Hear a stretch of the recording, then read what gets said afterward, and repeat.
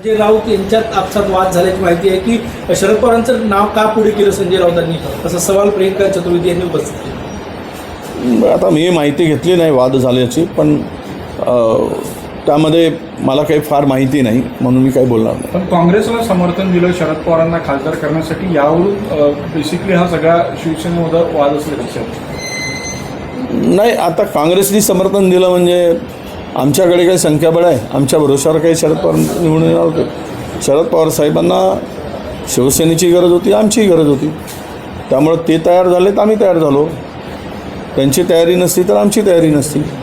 त्यामुळं आम्ही जर आमची तयारी होती म्हणजे पवारसाहेबांचं सिनियर नेते आहेत, आमच्या नेतृत्वाने सांगितलं की त्यांची तयारी आहे का पवारसाहेबांची तर त्यांना मदत करा. पवारसाहेबांची तयारी होती, आम्ही मदत केली. आता जर शिवसेनेला मदत करायची नव्हती तर त्यांनी तशी भूमिका घ्यायला पाहिजे होती. महाराष्ट्र के एक मिनिस्टर का वीडियो वायरल हो रहा है जिसमें कहा जा रहा है कि नहीं, वो वीडियो में ऐसा है कि वो ट्रांसजेंडर के बारे में वो मुझे दिखाई देता है वहाँ पे. उसके भाई ने ये क्लिप निकाली, वो ब्लैकमेलर भी है ऐसा सुनने में आया, और ये साजिश बनाकर उस ट्राइबल मिनिस्टर को पूरी तरह से प्लानिंग में फंसाया जा रहा है. फंसाए मतलब वो तो क्लिप तो सही है, उसने तो गलत किया ही है, वो कोई गलत नहीं किया ऐसे नहीं. ये जो चल रहा है गैंगवार, मैंने इसका उल्लेख पहले भी किया था, तो सरकार में गैंगवार चल रही है. एक दूसरे के खिलाफ ख़त्म करने के लिए तुले हैं. तीनों एक साथ रहते, थाली में एक खाते, और खाना खाने के बाद में उसी थाली को जितना बड़ा होल कर सकते वो करने का काम ये लोग करने जा रहे हैं. और इससे महाराष्ट्र आगे नहीं जाएगा, महाराष्ट्र को पीछे ढकलने का काम हो रहा है. और ये सब प्रकरण जो आ रहे, खरात भोंदू बाबा का प्रकरण, महाराष्ट्र को शर्मसार होना पड़ा, शर्म से अपना सर झुकाना पड़ा. ये इतने प्रकरण होने का इस सरकार का इंटेलिजेंस नहीं है, ये सब प्रकरण के बारे में उनको पता नहीं है. तो ये सब जो कुछ है, बड़े बड़े लोग जब ये ओत लेकर संविधान की ये ऐसे कृत्य करते हैं जो अंधश्रद्धा पर विश्वास रखते, उनको भी वहाँ जाने वालों को अधिकार है क्या उस पद पर आसीन रहने का.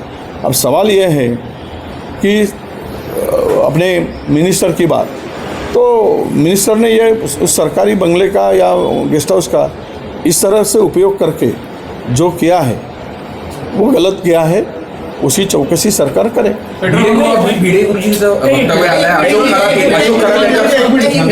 आपने कहा कि पेन ड्राइव भी है उस पेन ड्राइव में पूरे करीबन मेरे नॉलेज के हिसाब से जो संख्या बढ़ती जा रही है, ये 150 के ऊपर पेन ड्राइव में वीडियो है. पेन ड्राइव सामने नहीं लाया जा रहा. ये ऑफिसर ने पूरे प्रेशर में उसको दबा के रखा है. जो आया क्या सामने है, तो लैपटॉप में कुछ थे वो आया है, वो दिखाया जा रहा है. मोबाइल में था वो दिखाया जा रहा है. लैपटॉप में अपने पेन ड्राइव में पूरी की पूरी कुंडली उसमें है, उसको सामने नहीं लाया जा रहा है. तो इसका मतलब सरकार छुपा रही है, बड़े लोगों को बचाना चाहती है यही, या पुलिस बचाना चाहती है. अगर सरकार नहीं होगा तो पुलिस को बचाना है, पुलिस के भी ऑफिसर उसमें इन्वॉल्व है, रेवेन्यू के ऑफिसर इन्वॉल्व है, IAS इन्वॉल्व है, IPS इन्वॉल्व है, तो ये और पॉलिटिशियन इन्वॉल्व है. ये सब कुछ उजागर नहीं हो, सिलेक्टेड लोगों के ऊपर कार्रवाई हो और इलेक्टेड लोग छूट जाए. मुख्यमंत्री ने कहा है भोंदू बाबा के बारे में जिसके पास जो जानकारी है वो सरकार को दे. ऐसा है, पुलिस चौकसी कर रही है. जिन्होंने कंप्लेंट किया वो पुलिस के पास में, तो जानकारी किसको मिलेगी? वीडियो किसने लगाया? विरोधियों ने तो नहीं लगाया कि हमारे पास में जानकारी आई. हमने यही कहा था कि वो पेन ड्राइव में जो है वो सामने आए, उससे बात दूध का दूध पानी का पानी हो जाएगा. पेट्रोल भाऊ, एक प्रश्न असा आहे, पेट्रोल पंप हिंदी होने दो. MIM को ममता बनर्जी ने बी टीम कहा था, तो ओवैसी ने यह कहा है कि हम बी टीम नहीं M टीम है. हाँ, नहीं, ये पूरे हिंदुस्तान को पता है कि ओवैसी ये बी टीम ही है. वो ओवैसी उम्मीदवार बीजेपी के भरोसे, बीजेपी के इशारे पर वो उम्मीदवार खड़ा करता है, और बीजेपी को कैसी मदद हो यही काम ओवैसी का है, MIM का है. ये कोई छुपा हुआ नहीं है. वो कितना भी चिल्लाकर बताए हम M है क्या, D है क्या, क्या है, पर है तो वो B, ये कोई छुपा हुआ नहीं. बैन आया, पेट्रोलियम मंत्रालय से एक बैन आया कि डीजल और पेट्रोल की कमी नहीं है देश में. नहीं है तो फिर लाइन क्यों है? पीएम को ऑल पार्टी मीटिंग क्यों लेनी पड़ी? इसका जवाब दे, क्यों पैनिक हो गई? पीएम क्यों पैनिक दिखे? पीएम की भूमिका ये लॉकडाउन जैसी स्थिति देश में आएगी ऐसा क्यों कहा? आज पेट्रोल पंप पे लाइन क्यों लगी है? हर पेट्रोल पंप पे मैं भी पेट्रोल पंप चलाता हूँ भाई, हमको भी 15 दिन के बाद मतलब एक लोड, पहले कितने भी लोड मंगाए तो पूरा का पूरा मिलता था, अभी एक लोड मिलता है और वो ख़त्म होने के बाद में दूसरा एडवांस में पैसे भेजने पड़ते हैं। पहले हम लोग उठा के माल लेकर आते थे, आज ये स्थिति हो गई कि जितना हमारा सेल है उससे आधा ही माल मिलते जा रहा है। तो ये शॉर्टेज है, ये प्रूव हो चुका है, चाहे एलपीजी हो या पेट्रोल हो। अब रहा सवाल कि नहीं है ऐसे बोलना, तो ये हिंदुस्तान के लोगों को मेरे ख्याल से गुमराह करना है, ऐसा मैं समझता हूँ। ऑल पार्टी मीटिंग में जयशंकर ने ये कहा है कि हम दलाल नहीं है पाकिस्तान के साथ। ऑल पार्टी मीटिंग में जयशंकर ने ये कहा है कि हम दलाल नहीं है पाकिस्तान के साथ। नहीं, दलाल नहीं है तो हम थोड़ी किसी को दलाल कहा है। खुद क्यों बोलते हैं जयशंकर कि हम दलाल नहीं हैं? तुमको दलाल किसने कहा? तुम क्यों लगते हो चोर के दाढ़ी में तीन कहा? यही है, उनको खुद को ये महसूस हो रहा है कि हम दलाल है। अगर नहीं होता तो बोलने की बात क्या थी? पाकिस्तान दलाल है या नहीं है वो पाकिस्तान जाने, तुम पाकिस्तान दलाल है हम नहीं है बोलने की ज़रूरत क्या है? दुनिया को मालूम है पाकिस्तान दलाल है, पर तुम नहीं हो ये बताने की ज़रूरत क्या है?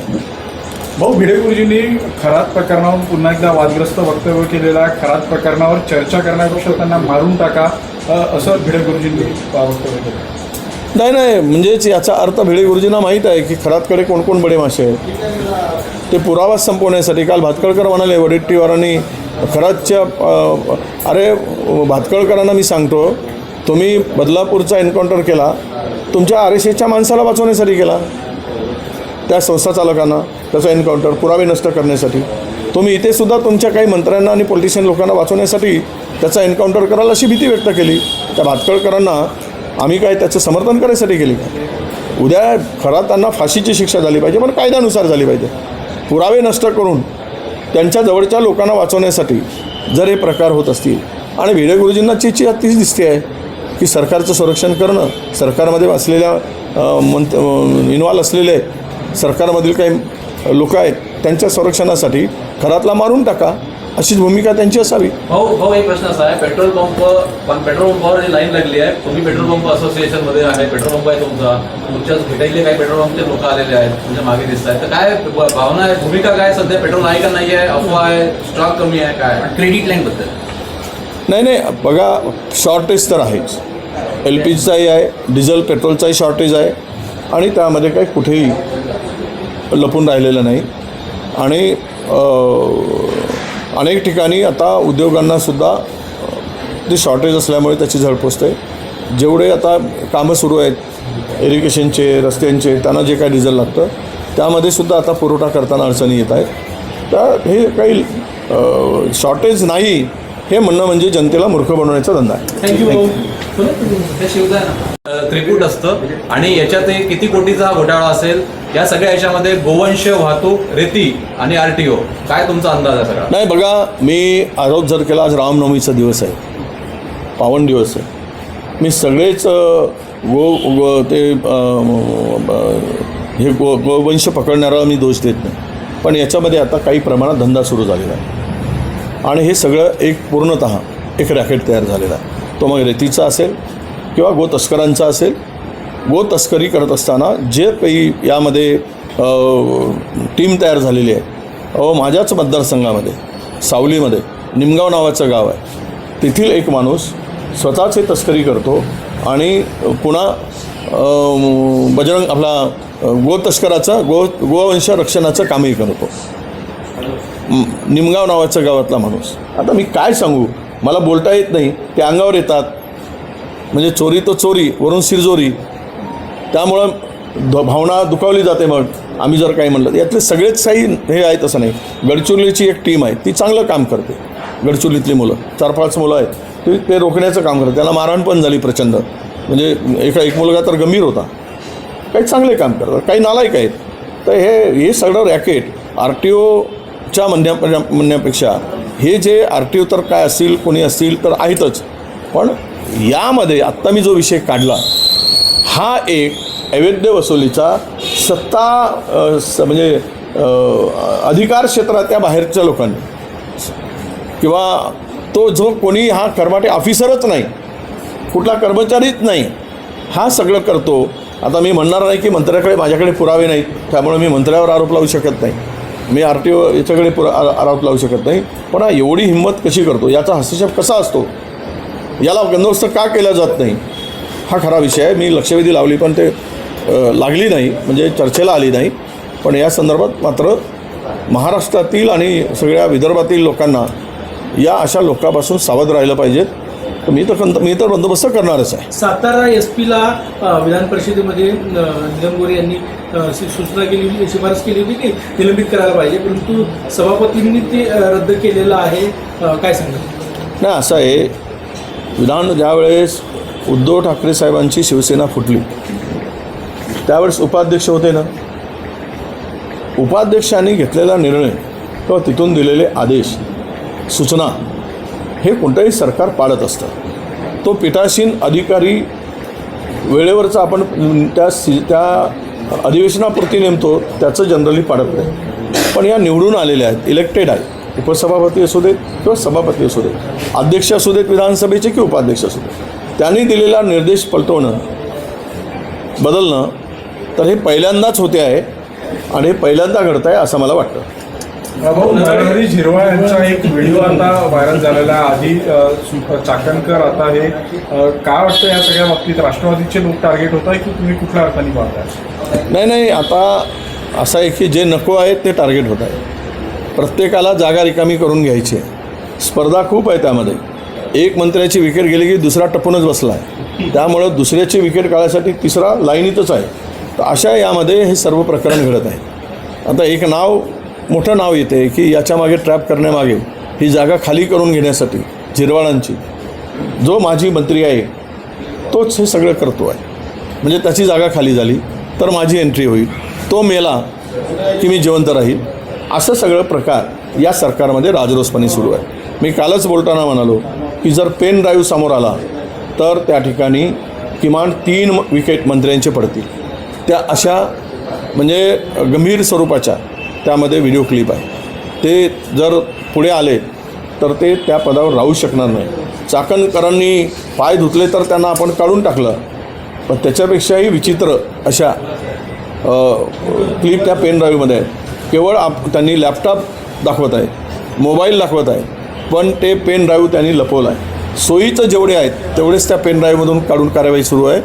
पण मोठे ढेन जे आहेत, मोठे मासे जे आहेत, त्या माशांना वाचवण्यासाठी ते पूर्ण 100% ते क्लिप पुढे येत नाही, ते दाबले जातं. अशोक खरात प्रकरणात, अशोक खरातल्याच प्रकरणामध्ये हे झालेलं आहे. आणि यामध्ये तर मंत्री ते सापडलंच आहे, तर त्याची चौकशी होईल नेमकं काय आहे. आणि तो त्या शासकीय वसतिगृहात हे सगळा प्रकार आहे, म्हणजे शासकीय वसतिगृहाचा सुद्धा वापर त्यांनी त्यासाठी केलेला आहे, म्हणजे गैरवापर केलेला आहे. आणि हे खरं असेल तर हे वाईट आहे. त्या पदावर राहून अशा पद्धतीनं वागणं हे आता त्याची विकेट काढतात की त्याला पुन्हा टीममध्ये ठेवतात, याचं उत्तर मुख्यमंत्री देऊ शकतील. मी आधी बोलण्यापेक्षा खुर्ची हलविण्यासाठी देखील खरात प्रयत्न करत होता. काही जे मंत्री म्हणतात ते मंत्री देखील त्यामुळे सक्रिय होतात अशी देखील माहिती आहे. तुमच्याकडे या बाबतीत काय? नाही, मी एवढंच सांगेल की खरात हा तंत्रमंत्र करायचा आणि जो माणूस नको आहे त्या खुर्चीवर त्याच्यासाठी काही मंडळी जायची, म्हणजे बदला घेण्यासाठी. तो आमचं हे करून दे आणि त्याचा बंदोबस्त करून दे, तो आमचा विरोधक आहे. कदाचित होऊ शकतं की मुख्यमंत्र्यांच्या विरोधकांनी हे तंत्रमंत्र करायचा प्रयत्न केला असेल, पण अधिकृत माहिती तशी माझ्याकडे कुठेही नाही. पुणे जमीन घोटाळा जे प्रकरण आहे त्याच्यात काही निष्कर्ष समितीच्या अहवालात आलेले आहे. मुंडवा बॉटनिकल सर्वे ऑफ इंडियाकडे ती जमीन कायम असल्याचं म्हटलं आहे आणि याच्यात काही अजून चौकशी सिद्ध झाल्यास त्यांच्यावरही म्हणजे बाकीच्या लोकांवरही कारवाई होण्याचे संकेत दिले. एका प्रकारे नाही, हे प्रकरणामध्ये पूर्णतः गोलमाल आहे. हा चौकशी समिती हा एक फार्स आहे, हे एक सुद्धा नाटक आहे आणि चौकशी समितीने दिलेला अहवालसुद्धा बोगस आहे. चोर सोडून संन्याशाला फाशी, मूळ माणसाला सोडून द्यायचा आणि इतरावर कारवाई करायची, ही पद्धतच आता महाराष्ट्रात सुरू झालेली आहे. म्हणजे मोठा अधिकारी काम करतो त्याच्या खालच्याला सस्पेंड केलं जातं.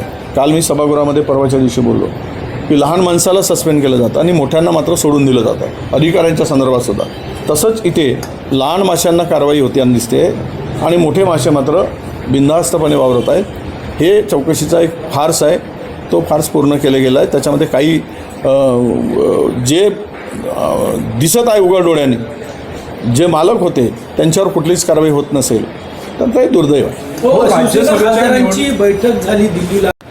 मी RTOमध्ये कसं रॅकेट चालवलं जातं आणि रॅकेट चालवणारे कोण आहे याचा भांडाफोड करायसाठी खरं म्हणजे आजची प्रेस कॉन्फरन्स आयोजित केलेली आहे. यामध्ये एक खरमाटे नावाचे ग्रस्त आहे, हे कुठल्याही सेवेत नाही.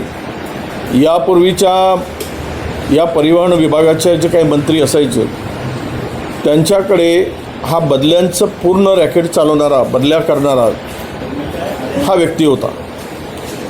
याबरोबर एक भुयार नावाचे RTO आहेत, ते आता अकोल्याला आहे आणि त्यांच्याबरोबर सस्पेंड झालेली 2 व्यक्ती आहेत, राजू नागरे आणि योगेश खैरनार. ही 4 मंडळी पूर्ण महाराष्ट्रातील कलेक्शन करतात. मुळात विषय चंद्रपूर जिल्ह्यातील झालेल्या ट्रॅपवरून आहे. विदर्भामधील जवळपास 64 मुलं ही RTO इन्स्पेक्टर म्हणून रुजू झाली होती. त्यांना सेवेत कायम केलं गेलं होतं, प्रमोशन त्यांचं झालं होतं. पण या चौकडीला वाटतं की हे सर्व आमच्या मार्फतून व्हायला पाहिजेत. पण या सर्वांचं लीड या विदर्भातील मुलांच्या प्रमोशनसाठी आणि सेवेसाठी लीड करणारे पवन पोटदुखे नावाचे विदर्भातील आमच्या चंद्रपूरचे एक RTO इन्स्पेक्टर होते आणि त्यांनी सगळा पाठपुरावा केला. परंतु या खैरनारला आणि या भुयारला, जो आता अकोल्यामध्ये असतो, आता RTO आहेत आणि ते फक्त नागपुरात बसतात वसुलीसाठी, तिथे बसतच नाही हे भुयार. आणि हे 2ही सस्पेंड झालेली लोक हे संपूर्ण हे चालवतात. यांचं काम काय आहे अजून आता नवीन कमिशनर आले, त्यांना माहिती नाही. पण बदल्यामध्ये पूर्णतः सक्रिय हे असतात. वसुलीमध्ये या खैरनार नावाचा माणूस हा पूर्ण महाराष्ट्रामध्ये सगळ्या अधिकाऱ्यावर दबाव टाकतो. त्या सांगितलेले लोकांना किंवा वाहन चालक आहे किंवा मालक आहेत, मालकांचे एक रॅकेट तयार केलं आहे आणि ओव्हरलोड सगळे गाड्या चालू द्या. सर्व वसुलीसाठी एक योगेश नावाचा माणूस नागपुरात त्यांनी बसवला आहे या खैरनारने. आणि सर्व खरमाटे नावाच्या व्यक्तीने. हा खरमाटे एवढा बदमाश आहे की पूर्ण या यंत्रणेला धमकावतो. नाही जर त्यांनी ऐकलं तर त्यांच्यावर ट्रॅप करायसाठी प्लॅनिंग करतो. इथे एक ॲडिशनल SP आहेत, मी त्यांचं नाव आता घेणार नाही, अँटी करप्शनचे. ते पूर्णतः या विभागाला कंट्रोल करायचं काम करतात किंवा सगळ्याच विभागाला. याची मूळ म्हणजे विषय असा आहे की ज्या गोष्टीवर या ट्रॅप झाला ते काही मिळाले नाहीत, त्यांनी काही पैसे घेतले नाहीत. तो 15 दिवसापूर्वी कोणीतरी ट्रक चालवला तिकडे त्या रोडवर आणि 15 दिवसापूर्वी रोडवर ट्रक चालवून यांनी या पोटदुखीने पैशाची मागणी केली असा खोटा रिपोर्ट दिला. खरं तर कुठेही फोनवर अशा प्रकारची, मी कोणाचा अँटी करप्शनवाल्या किंवा कोणी सापडले त्याचं समर्थन करत नाही, परंतु विदर्भाच्या या सगळ्या मुलांना त्रास देण्याचं काम पश्चिम महाराष्ट्रातील ही मंडळी करत आहेत. हा भुयार असेल किंवा खैरनार असेल, हे प्रमोशन यांचं झालं. यांना नेस्तनाबूत करायसाठी हे सगळं षडयंत्र रचल्या जात आहे. आणि तो ट्रक चालक कधीच त्या ठिकाणी गेला नाही, त्याचे सर्व पुरावे आहेत, त्या रोडवर चाललाच नाही. अशा ट्रक चालकाला पकडून, मालकाला पकडून तो ट्रॅप लावला गेला. का तर तेथील अवैध वसुली या खरमाटेची यांनी बंद केली. यांनी सांगितलेल्या पूर्ण जे काही गाड्या आहेत ओव्हरलोड चालल्या, जे रिसिप्ट फाडल्या जाते ते यांनी बंद करून टाकले आणि त्याची वसुली बंद केल्यामुळे या आणि त्याबरोबर त्याला जे कंट्रोल होता आणि त्या विदर्भातील मुलांचा प्रमोशनच त्याला नको होता, विशेष म्हणजे या खरमाटेला. त्यामुळे या सगळ्या यंत्रणेला हाताशी धरून हा पूर्णतः बनावट FIR हा तयार केला गेला. बनावट हा विदर्भातील मुलांना RTO जे आता इन्स्पेक्टर झालेत त्यांना कंट्रोलमध्ये आणायचं. तो धमकवतो आहे, त्याचे क्लिप आहेत, त्याचे फोन रेकॉर्ड आहेत. तुम्ही माझं ऐकणार नसाल तर मी तुम्हाला नेस्तनाबूत करेल, तुम्हाला उद्ध्वस्त करेल. आणि हे सर्व जी काही माहिती आता आमच्याकडे उपलब्ध आहे ही संपूर्ण, आणि त्याच्याबरोबरचे क्लिप्स आहेत, फोन रेकॉर्ड आहेत. तर हे काय करतायत आमचे मंत्री?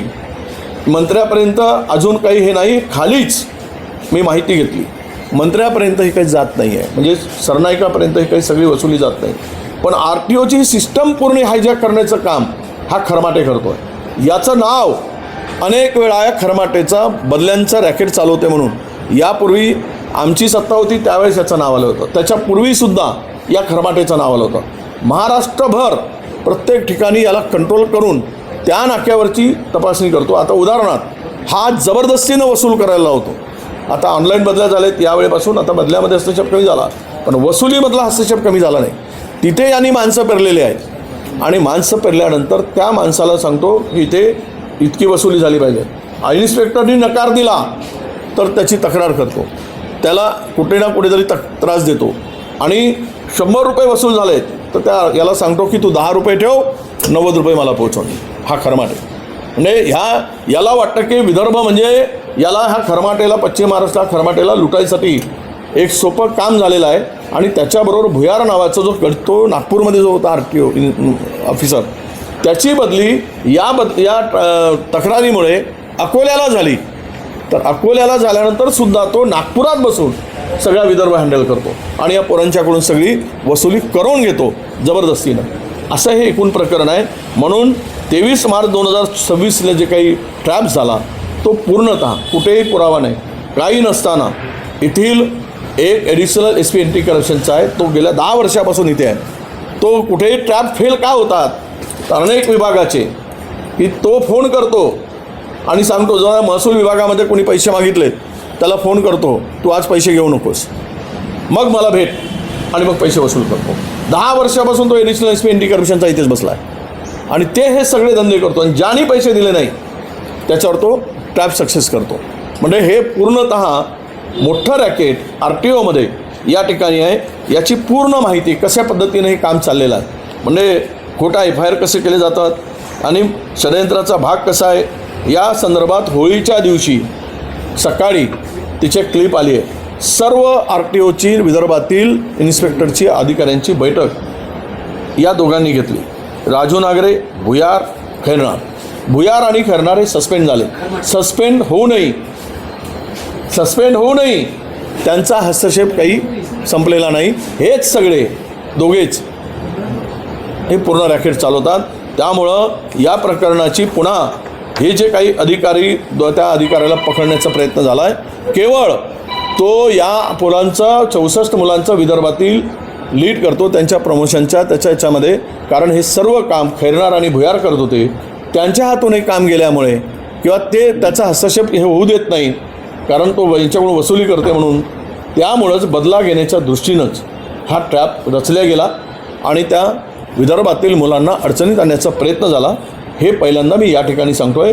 याची सर्वकष चौकशी करायसाठी मी मुख्यमंत्र्यांना, RTO इन्स्पेक्टर, आपल्या RTOचे आपल्या त्या संबंधित खात्याचे परिवहनचे मंत्री, आयुक्त यांना मी सांगणारच आहे. म्हणजे पत्रही पण देणार आहे. मी लक्षवेधी पण लावली होती की या कशा पद्धतीनं हे पूर्ण वसुली चालते. ओव्हरलोडच्या गाड्या 8000 गाड्या चालतात त्या या खरमाटेच्या इशाऱ्यावर. त्यांना पकडलं की खरमाटेचा फोन येतो आणि त्यांच्या योगेश नावाचा फोन येतो, हे पकडू नका आणि कारवाई करू नका. त्याची पूर्ण गाडीची इतंभूत माहिती, गाडी नंबर सकट सर्व उपलब्ध झालेली आहे. तर अशा पद्धतीनं ही लूट की बाहेरच्या विदर्भातल्या बाहेरचा माणूस या सर्व यंत्रणेला, या सगळ्या RTO इन्स्पेक्टर नवीन लागलेल्या मुलांना सोबत घेऊन षडयंत्र रचून यांचं आयुष्य उद्ध्वस्त करायला निघालेलं आहे. त्याला वाटत असेल की आम्ही काही केलं तरी होईल, पण तो विदर्भात ज्या दिवशी दिसेल हा खरमाटे आणि भुयार ज्या दिवशी आमच्या लक्षात येईल त्या दिवशी याचा बंदोबस्त विदर्भातच मी करेल. हिची जी मस्ती जी चाललेली आहे, जी गरमी चालली आहे की लोकांना फसवण्याची आणि या सगळ्या तरुण पोरांना आता नोकरीत लागलेल्यांना उद्ध्वस्त करण्याची 64 मुलं आहेत विदर्भातील लागले, त्यांच्याच मागे तो हात धुवून लागलेला आहे. त्यांचं प्रमोशन होऊ नये, ते कायम राहू नये, अशा पद्धतीचं षडयंत्र आहे. रेती माफिया